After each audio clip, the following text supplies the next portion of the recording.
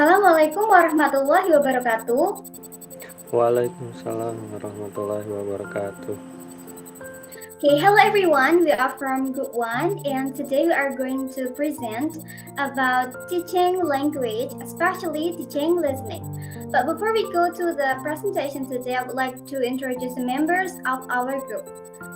Next slide. Okay, the members of our group are Farid, Khoirul, Umam, Rima, Zahrotul, Muniroh, Kuniarsih, and Dewi Afreliyanna. Okay, without further ado, I would like to give the golden time to our first presenter today. Farid, the golden time is yours. Okay, thank you Rima for the time.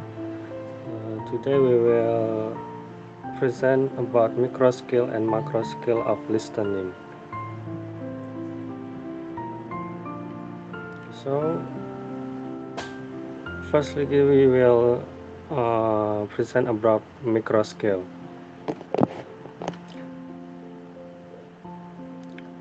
Micro skill is retained chunks of language of different length in short-term memory.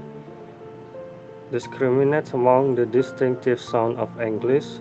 Recognize English stress patterns, words in stress and under stress, position, rhythmic structure, intonational contours, and their role in signaling information.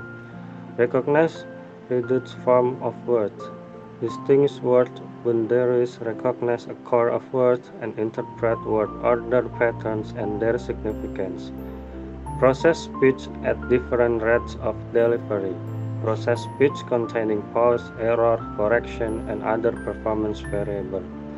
Recognize grammatical words class like nouns, verbs, and the others. System like tense, agreement, pluralization, patterns, rules, and elliptical forms. And then detect sentence continuance and distinguish between major and minor continuance. Recognize that a particular meaning may be expressed in different grammatical forms.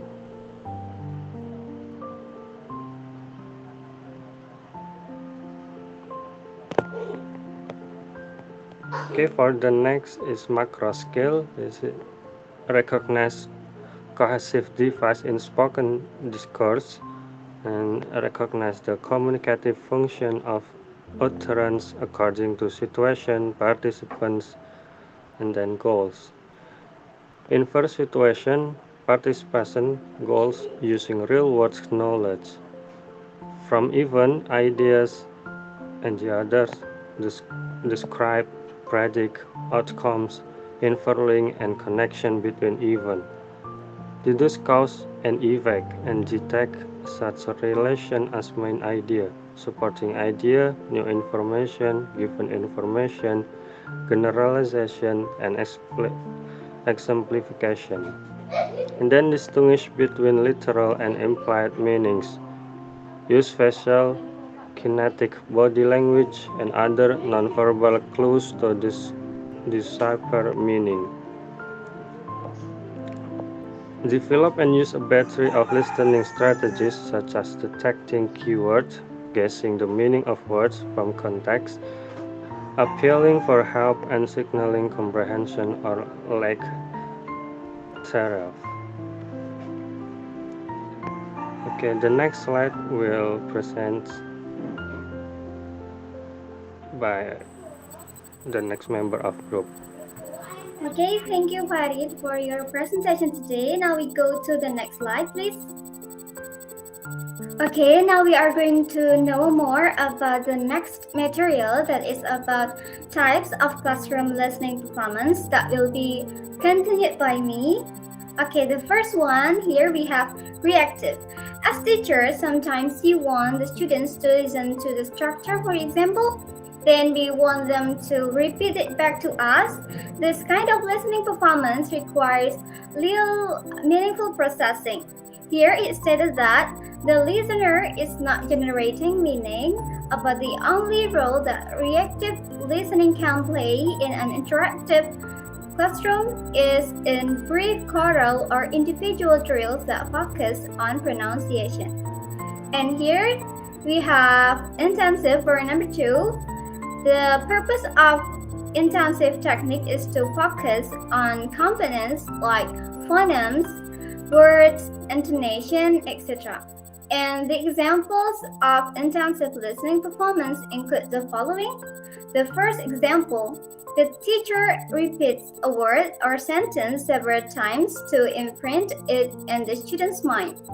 And then the second example, the teacher asks students to listen to a sentence or a longer stretch of discourse and to notice a specified element such as intonation, stress, construction, or a grammatical structure. And then next slide please.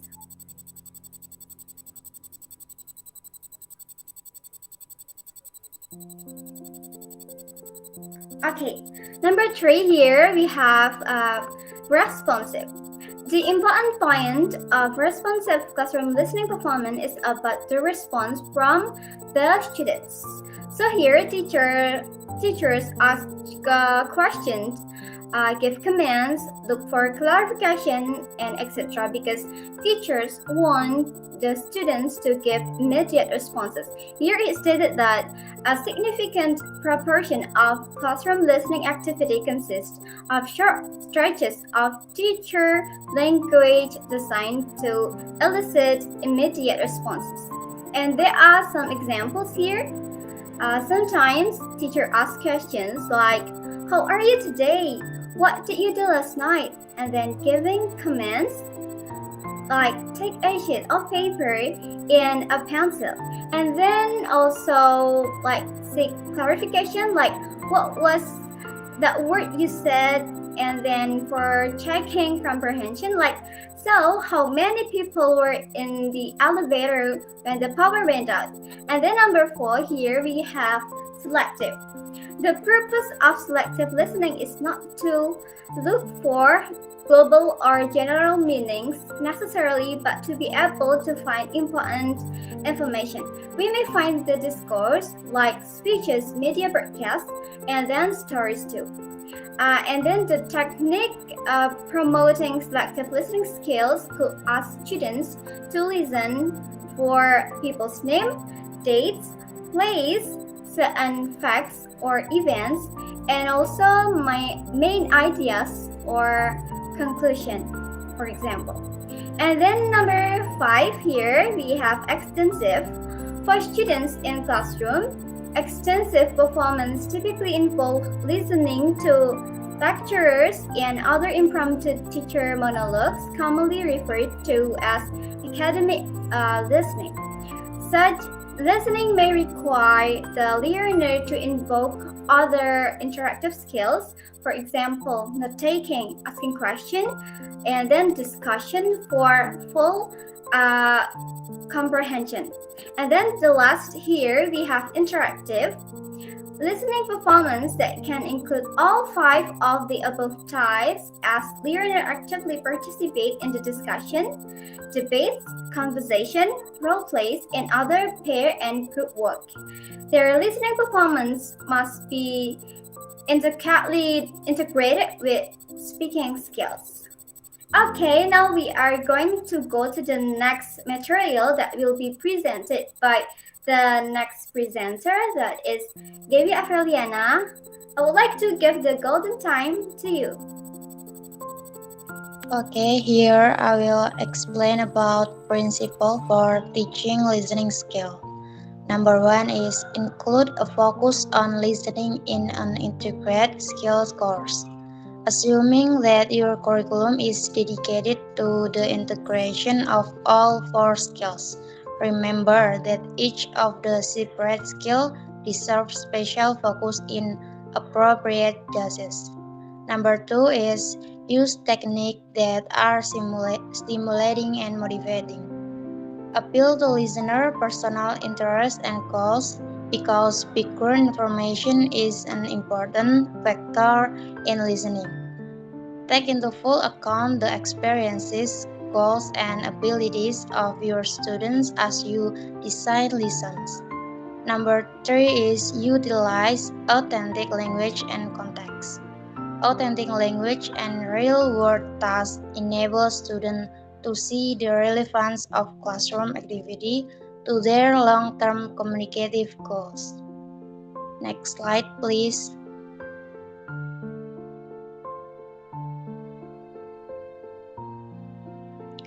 Okay, number 4 is include pre, while, and post listening technique.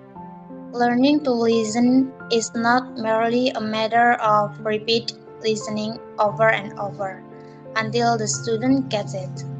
For classroom, lessons that involve a focus on a major listening event, or such as an audio or video presentation, a news broadcast, or a teacher-planned lecture. Effective lessons have been found to include 3 major stages. Stage 1 is schemata activating process. Stage 2 is give students something to do while they are listening. Stage 3 is what will students do after the presentation.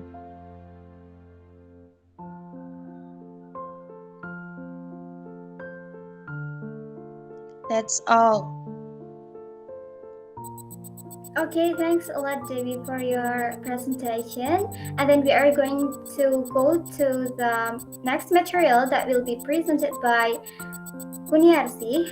I would like to give the golden time to you. Okay, thank you, Rima. And continue to principle of teaching listening. For number 5, carefully consider the form of listeners' responses. It is important for teachers to design techniques in such a way that students' response indicate whether or not their comprehension has been correct. Learn 90 offered 94 ways that we can check listeners' comprehension, guidelines for determining a listener comprehension. There are doing, choosing, answering, transferring, condensing, extending, duplicating, modeling, and the last is conversing.